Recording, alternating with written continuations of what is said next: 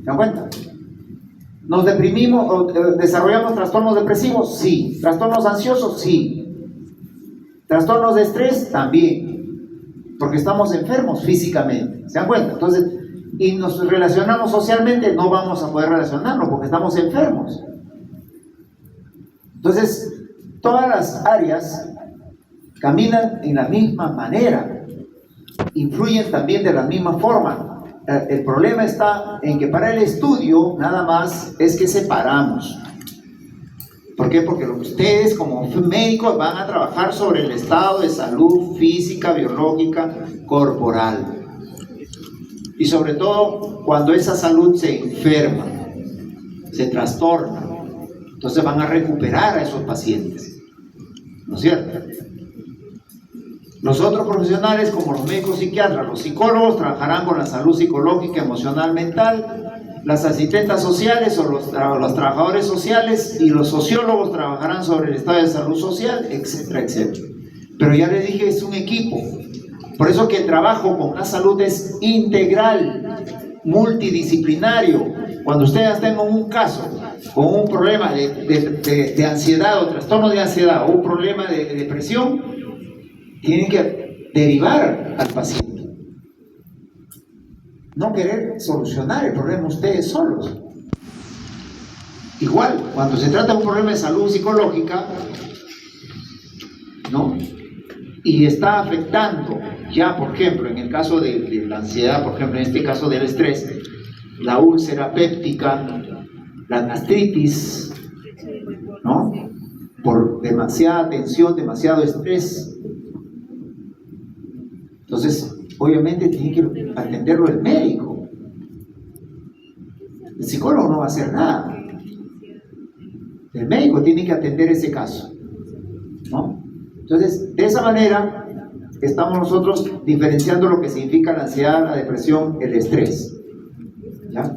Y el estrés, también hay un estrés negativo y un estrés positivo. Bien, entonces la doctora Liliana, pero antes vamos a hacer algo. Vamos a activar el sistema el frontal. Recuerden que en la clase de Tai Chi, ¿qué es lo que se trabajó? Básicamente, claro, pero ¿qué significa eso? Energía vital. La energía vital, pero ¿en qué constituye la energía vital? ¿Qué aspectos constituyen la energía vital?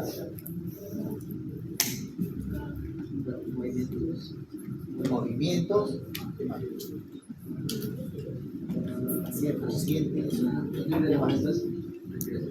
respiración, obviamente para activar el frontal, ¿qué más? Y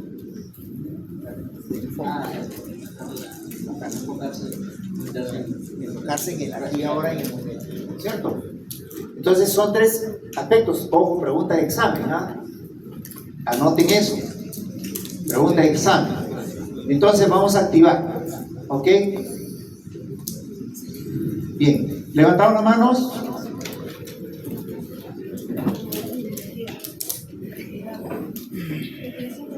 Tiramos.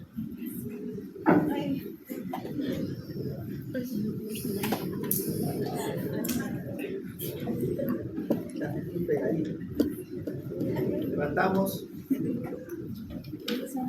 Un aplauso. Todavía estamos en otro lugar.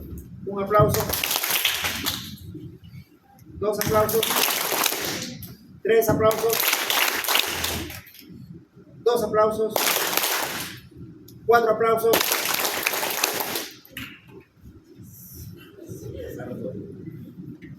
Dos aplausos. Un aplauso. Bien, bajen los brazos. Bien. En estos minutos vamos a trabajar, vamos a seguir con el tema de estrés, y para eso tenemos a la doctora Liliana Gómez, quien también nos apoya en el curso, ¿no? Y también es una de los docentes del curso. de estrés, que con ella trabajamos muchas cosas bonitas, ¿no? Pero lamentablemente por la cantidad que es ahora, 180 más 184 alumnos, un poco como que se complica, ¿no? Hay un trabajo que se hace muy bonito con la doctora, es el cuaderno de la felicidad, por ejemplo. Pero trabajar los cuadernitos de la felicidad en 184, un poco complicado. Así que les dejo con la doctora para que continúe el tema, ¿ya? Muy bien. Aplausos, recibimos un aplauso.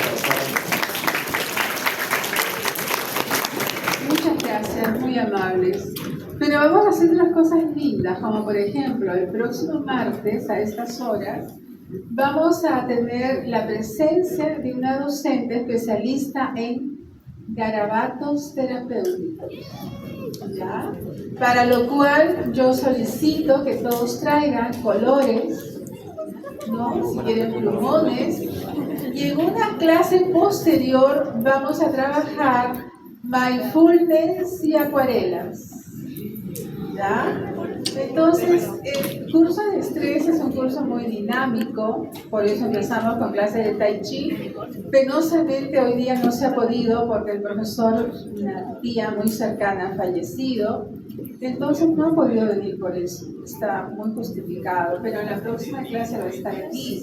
Y en la próxima clase vamos a tener invitada a la profesora de garabatos terapéuticos. Posteriormente tendremos también la invitación de otra profesora, de otra docente, que es mindfulness y acuarelas, como ya les dije, para lo cual va a ser importante que cada uno traiga acuarelas, ¿ya? Que cada uno traiga su pack de acuarelas, su pincel, ¿no? Nosotros le vamos a dar las hojas para las acuarelas, pero la siguiente semana sí vamos a necesitar que cada uno de ustedes traiga 4 hojas BOM A4. 4 hojas BOM A4 para trabajar los garabatos terapéuticos, ¿ya? Es importante eso, no se olviden, el próximo martes trae los lápices de colores, plumones, para trabajar garabatos terapéuticos. Esa va a ser la clase. Los garabatos terapéuticos también tienen un objetivo, el por qué hacemos garabatos. Y qué garabatos pueden traernos también calma, paz, y son un poderoso también antiestrés. Entonces no solamente está el Tai Chi, después ya haremos las clases también de relajación que ustedes también tienen que aprender. Entonces hay muchas cosas lindas que todavía nos aguardan en el curso. Es muy probable que el curso de acuarelas y mindfulness sea en 2 sesiones porque es un poco laborioso y como son numerosos, entonces vamos a ver. Creo, profesor Dugme, ¿es asistencia? Por favor, la asistencia de la clase, ¿ya tuvieron? Sí. ¿Todos tienen asistencia ya? Nadie falta, ¿no? Para cerrar. Bien. ¿Ya? Todos tienen, perfecto. Muy bien. No, ese a través de su celular, creo, o marcan su asistencia en el código QR. Bien, esta clase de estrés es una clase conocida por todos ustedes. ¿Quién no ha vivenciado estrés? ¿Quién no conoce qué es el estrés? Y no solo el estrés, sino ¿quién no conoce el distrés, que es el estrés nocivo, el que nos hace daño? Pero el eustrés también lo conocemos, porque cuando escuchamos que los alumnos salen aprobados, gritan, saltan, como una expresión de que lo logré, ¿no? Ese es un eustrés, el estrés positivo. No siempre el estrés es malo. Pero ahora vamos a hablar un poquito de la definición de estrés, porque es importante conocer la parte teórica. Ya todos tienen, ¿no? Todos ya pasaron.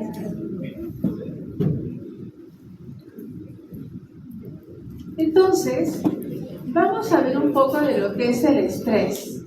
¿A qué denominamos estrés? Pese a que todos lo conocemos, ¿qué cosa es? ¿A qué se refiere? Entonces vamos a conocer un poco la parte teórica. Pese a que ese video que acaba de pasar el profesor es súper interesante porque nos manifiesta gráficamente cómo el organismo vive el estrés y cómo por estrés aparecen una serie de situaciones físicas, lumbalgias, dolor de cuello, alteraciones en el estómago.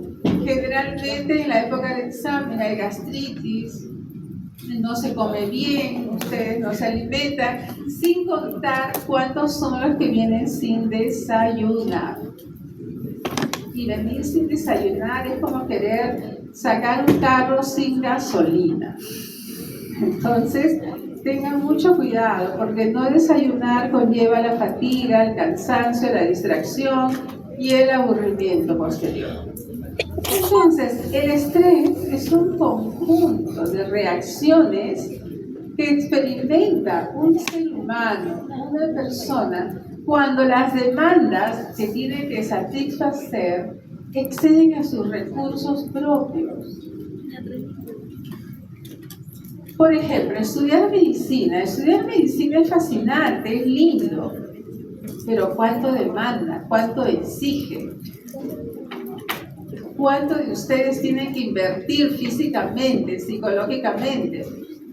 Estar atentos, estar sanos, porque ya se ha visto que las señoritas, las niñas, las alumnas que tienen un alto índice de anemia, ¿no?, que debe ser solucionado ya, porque la anemia tiene propias características, y una de esas características es el cansancio y el agotamiento. Entonces, si se está con anemia, ¿cómo se va a aprender? Si con anemia lo que quiere uno es dormir. Si dejan sus celulares por un ratito sería fabuloso, ¿ya? Entonces, cuando se está con un estrés prolongado aparece la enfermedad. No todos los organismos podemos resistir un estrés intenso, un estrés crónico. Incluso el estrés cuando termina con el enamorado. Por eso ustedes que van a tener y que los que tienen enamorado, que hayan elegido bien. Con el enamorado actual no se van a casar, es casi improbable. Pero es aprendizaje para saber elegir. Ah, no, este joven, me cela, mi enamorado, quiere que lo llame a cada rato, que le mande mensajitos, que si no le mando el emoticón con el corazón y el besito, después se enoja. No. Yo soy estudiante de medicina. Si esto empieza así, ¿cómo será más adelante? ¿No? Y en época de exámenes ustedes no tienen tiempo para ver a nadie, salvo sus libros y sus lecturas. Pero si el enamorado los va a presionar, no, si no nos vemos el sábado, esta situación no puede seguir porque yo no puedo contar contigo. Entonces ese enamorado está de más. Ese enamorado no comprende que ustedes lo que van a hacer más adelante son médicos. Y el estudiante de medicina, como el médico, requiere un tipo de pareja que comprenda qué cosa es ser médico. Y si es emergencista, peor. No hay matrimonios, fiestas seguras que pueden ir con la pareja, porque es emergencista. Y si ustedes se enamoran de un investigador, tienen que pensar que ese investigador está apasionado por su investigación y puede pasar semanas enteras en su centro de investigación. Y en general el médico tiene características muy propias. Entonces, si es una persona celosa e insegura, no le sirve de pareja, ni enamorado, ni saliente. No, porque la persona segura y la persona celosa los va a incomodar, les va a incomodar la vida. Por eso yo siempre digo, en época de examen no terminen con nadie, aguanten a ese celoso Porque si terminan en la época de exámenes, desaprueban. Aguanten una semana más.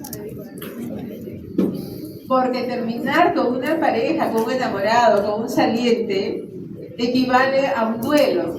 Y ese duelo equivale a una ración de estrés y emotividad. Y por lo tanto, si la emoción está alterada, no aprendo nada.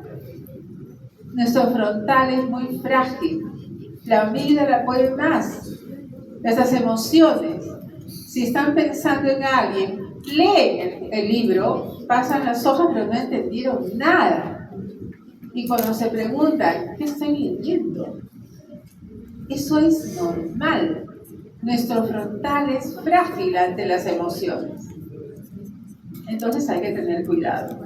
Entonces el concepto de estrés implica al menos 4 factores, como es la presencia de una situación o un acontecimiento que se puede identificar, y también un acontecimiento fisiológico, como ya lo han visto en el video, y ese desequilibrio refleja un estado de activación en el aspecto neurológico, cognitivo y emocional. Y estos cambios perturban la adaptación. Entonces, ustedes mismos tienen que cuidar mucho su salud mental. Si han venido a este curso de estrés, es para aprender qué técnicas tienen para poder manejar, eliminar este estrés o hacerlo más tolerable. La época de exámenes es una época difícil que no se puede eliminar, pero ustedes tienen que tener técnicas para afrontar esa época de examen. ¿No? ¿Por qué? Porque el efecto estresor, por ejemplo, hay un eje hipotálamo pituitario suprarrenal. Eso ya es psiconeuroinmunología. La triada de la psicología, de las emociones, de todo el mundo psicológico, con el hipotálamo y el suprarrenal. El suprarrenal que se encarga de identificar las emociones y de decir, ya, a ver, circuitos, vamos a eliminar oxitocina o si no, adrenalina, y el organismo empieza a vivenciar eso. Entonces es una red neuronal. El estresor actúa como una respuesta protectora ante la amenaza, lo que es un estresor, ¿no? Entonces hay una respuesta emocional, hay una respuesta fisiológica y una respuesta comportamental. Y esta triada se relaciona. Y esto es lo que significa la salud o la enfermedad. Y también hay diferencias individuales. No todas las personas son tan afectas al estrés. Hay personas que tienen esa capacidad y habilidad para manejar el estrés. Esa personalidad que no es tan emotiva, por ejemplo, ¿no? Mañana tengo 2 exámenes y voy a salir adelante. Pero la persona que es altamente emocional, mañana tengo 2 exámenes, ¿y ahora qué voy a hacer? Seguro que voy a jalar uno, el otro sí lo puedo salvar. La diferencia. Mientras que la otra persona dice, no, yo mañana apruebo mis 2 exámenes, que es una forma ya de decretar que así va a ser porque eso existe, a la otra persona que dice, no, de los 2 aprobaré uno y esto es a las justas. La percepción es diferente. Entonces, esas diferencias son las diferencias individuales que están muy relacionadas con la personalidad, la educación y el género. Es así, ¿no? Entonces, ¿qué cosa es el eustrés? ¿No? El eustrés proviene del griego eu, que es bueno, ¿no? Es la activación que impulsa, motiva y ayuda a responder adecuadamente a una situación. Genera energía, genera motivación, aumento de la concentración y la atención. Es el estrés bueno, aquel que se vive como un reto, más no como una amenaza, ¿no?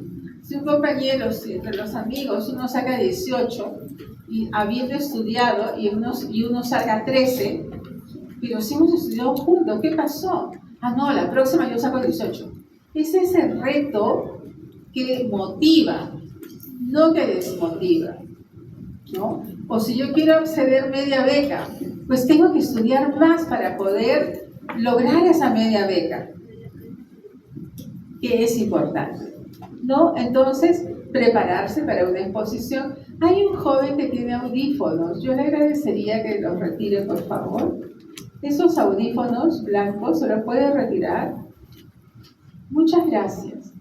Entonces, participar en una competencia, en una entrevista. Ah, voy a competir, voy a ser el mejor.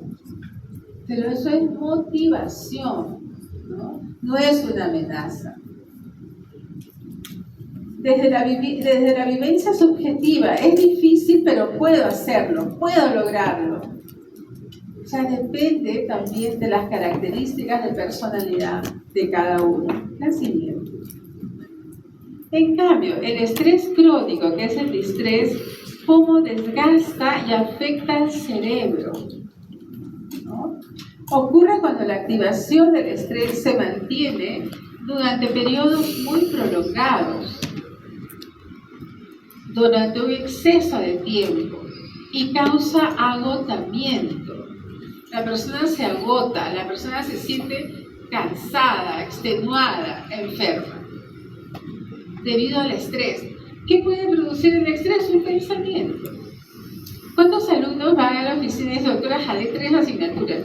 ¿Quién te ha dicho? ¿Ya sabes tus resultados? No, pero yo intuyo. He jalado 3 asignaturas. Y muchas veces se ponen a llorar. Y yo les digo, tienes que ver tus notas. Objetivamente tus notas. ¿Viste tus notas? No, pero yo sé de tus notas. Luego regresan y me dicen, no, aprobé, saltando y riendo. Entonces, muchas veces la persona, el estilo de personalidad hace que fácilmente caigamos en las redes del estrés.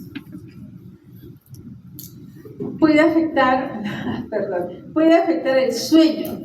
El estrés afecta la memoria, la concentración y se asocia con la ansiedad y la depresión, ¿no? Ahí hay un ejemplo de, por ejemplo, cómo se vive el estrés académico, ¿no? Entonces, vivir esa semana de exámenes ya es una situación bastante fuerte para ustedes. Y por eso que muchos alumnos y alumnas se expresan desde que ingresé a la Facultad de Medicina, no tengo vida. Cuando un alumno dice eso, es cosa muy seria. No tengo vida. Mi vida está expuesta a la facultad. Solo tengo vida para la facultad. Fuera de la facultad, mi vida no existe. Entonces, cuando un joven hace este razonamiento, hay que ponerse a pensar. No es que no le guste la medicina, le puede fascinar. La gran pregunta es, tú como personalidad, ¿tú eres para estudiar medicina? Con tus propias características de personalidad que no tienen nada que ver con el aspecto cognitivo. No se confundan. Cuando un alumno dice, no, ya no puedo seguir medicina, esto es demasiado, me rebasa, no tiene que ver con el aspecto cognitivo. Pero hay otras carreras que pueden ser feliz. Hay otras carreras, o sea, prepararse para ser médico, estar en la universidad, es vivir una etapa preciosa. Una etapa de, carambas, estoy preparándome para la carrera que me gusta. Por lo tanto, tengo un índice de felicidad. Pero cuando esto ya no es así, me tengo que preguntar, ¿realmente yo soy para medicina? Son 7 años, luego los hospitales vetustos, llenos de gente, llenos de pacientes. ¿Esto es lo que yo quiero realmente? ¿Esto me va a hacer feliz? No los hospitales son la Clínica Delgado ni la Angloamericana, no. Loaiza 2 de Mayo, hospitales docentes. ¿Cómo son? ¿De cuántas cosas adolecen? Ahí va a ser mi medio de trabajo. Los grandes hospitales que albergan grandes médicos, pero que sin embargo son vetustos, tienen una serie de carencias ¿no? Ese va a ser mi medio de trabajo. Probablemente no lo es a 2 de mayo, quizás los otros hospitales que están en la periferia, las postas. ¿Por qué la gente de las postas, los pacientes, se quejan de los médicos? Un paciente que atiende en una posta es como que atienden en Loaiza, debería ser. Pero como la vez pasada leí, y se los voy a traer, un análisis de un médico que hizo qué significa ser médico asistencial. Dice médico que tiene que trabajar en 3, 4 sitios para mantener un presupuesto. ¿Cuál es la diferencia con ese médico especialista que trabaja en una clínica? ¿Por qué en los hospitales los médicos tienen que ver 30 pacientes diarios? Sin embargo, déjenme comentarles que cuando yo era estudiante de psicología hace 500 años y fui a entrevistar al director del Instituto Nacional de Enfermedades Neurológicas, ¿no?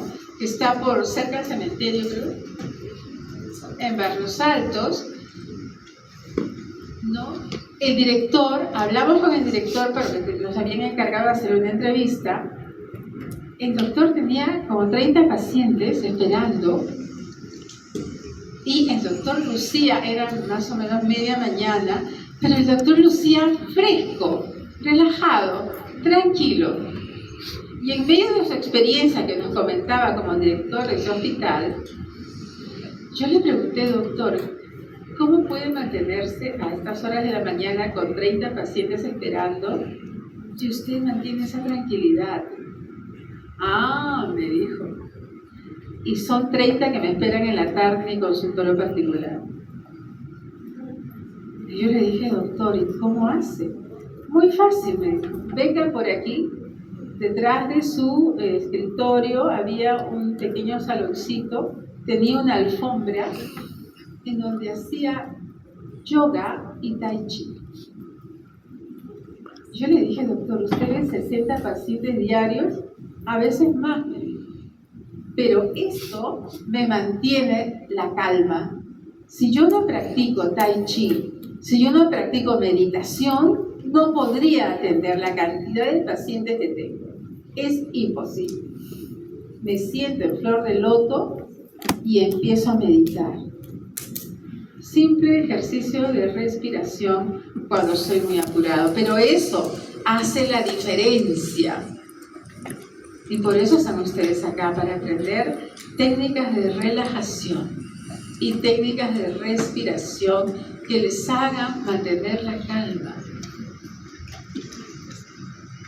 Yo sé que los hospitales están saturados y el ministro actual no se cansa de informar la situación catastrófica que hay en salud. Si ya era catastrófica antes de la pandemia, ya después de la pandemia quedó súper, hiper catastrófica. Y realmente hay una mala regulación, una pésima política. Nosotros como Facultad de Medicina hemos querido donar al Hospital Loaiza capillas y no nos han dejado. Porque hay una regulación, una norma, que para regalar una camilla tiene que pasar como 6 meses más un montón de documentación. Eso se debe de abolir. Porque solamente hay, en el Loaiza, solamente hay una camilla por facultad, porque ahí están los internos. Una sola camilla. Y los pacientes están en el piso, desmayados, o tratando de buscar un poco de descanso. Esa es la realidad de nuestro país. Yo no sé a quién se le ocurrió, que creo que ya no voy, hay mucho tiempo, que antes tenía un curso de ética, el hospital era plomo. Yo no sé a quién se le ocurrió quitar un hospital de plomo. No lo sé. Pero tampoco se puede plantear cambiar de color, porque es todo un papeleo que la misma facultad como facultad dijo, Dios mío, hagamos el papeleo, pero nunca termina. Y no se pudo donar las capillas. Entonces también hay una política equivocada. La siguiente. Entonces, el distrés. El distrés es el estrés negativo, disfuncional, el que ustedes viven cada vez que hay exámenes. Ese es el distrés. El distrés que los acongoja, les causa ansiedad, que no los deja dormir, tampoco pueden dormir, que les hace que todas las comidas les caigan mal, que tienen pesadillas, les duele el cuello, tienen problemas gastrointestinales, o si no, se resfrían y les da bronquitis, ¿no? Eso es el distrés. Cuando una persona, por la alta exigencia, su organismo enferma y viene una serie de enfermedades.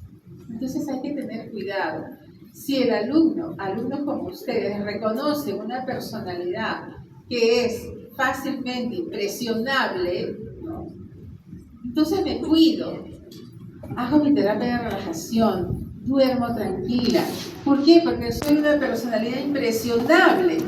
Si alguien me habló que se le murió su tía, su mamá o su abuela, yo lo siento, lo sufro. Entonces trato de cuidarme. No podré ser paño de lágrima de mis amigas ni de mis amigos, porque me impresiono, me hace daño. Entonces, a veces las amigas se llaman 6 de la mañana que terminaron con el enamorado, que les dijo esto, que les dijo el otro, que sufren, que lloran. Alto ahí.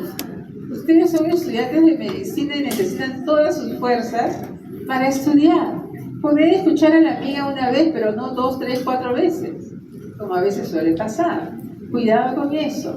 Entonces, la situación es excesiva, amenazante. Sus recursos no son suficientes para afrontar. Entonces, hay un malestar, hay un desgaste y hay un deterioro. ¿Por qué se le dice al estómago el segundo cerebro? Se ha descubierto una serie de neurotransmisores emocionales en el área gastrointestinal del estómago. ¿Quién lo iba a pensar? Según dicen las últimas investigaciones acerca del Parkinson, que esta enfermedad tendría un origen en el estómago. Cuidadito, en el estómago. Entonces nuestro estómago debe ser muy bien cuidado. Tener en cuenta que comemos, que no debemos de comer. Aunque ustedes sean jóvenes, pueden comer comida chatarra de una manera interdiaria, pero fíjense bien porque las consecuencias son a posteriori. Y se está viendo que la enfermedad de Parkinson ahora se presenta en jóvenes de 30, 40 años, lo que antes se presentaba en pacientes adultos mayores. Entonces hay que tener cuidado. Este actor, G. Fox, tiene Parkinson y se le presentó tempranamente. Y tuvo que dejar la vida del cine, el mundo del cine. Entonces, ustedes que están con mucho estrés, con mayor razón, tienen que cuidarse. Las características del estrés, ahí está. Produce angustia, irritabilidad, desesperanza. Probablemente en la época de exámenes, ustedes no quieren hablar con nadie. Y si sus padres quieren hablar con ustedes, le tiran la puerta, le dicen no fastidies, otro día. Interfiere con el rendimiento. O sea, el distrés es nocivo, hace daño al organismo, disminuye la concentración, hay agotamiento físico y emocional, aumenta la sensación de impotencia, se prolonga en el tiempo, afecta el sueño, afecta el apetito, el estado de ánimo y las relaciones interpersonales. Son esos días en que mandan al diablo a todo el mundo, ¿no? Entonces hay que cuidarse de eso. La siguiente, por favor. Entonces, pero depende de nosotros, ¿no? Ejemplos de distrés. ¿Qué cosas se suele expresar? No puedo con esto, todo me supera, no sé cómo salir de esta situación, voy a fracasar, ya no doy más, y ahí me faltó poner, desde que estoy en la facultad no tengo vida. Porque esas son expresiones que me han dicho los alumnos, ¿no? Y cuando una joven a veces va a la facultad y me dice que doctora, yo soy joven, quiero vivir, quiero tener mis hijos jóvenes, y en la facultad de medicina no se adapta bien. Porque yo quiero ser una mamá joven.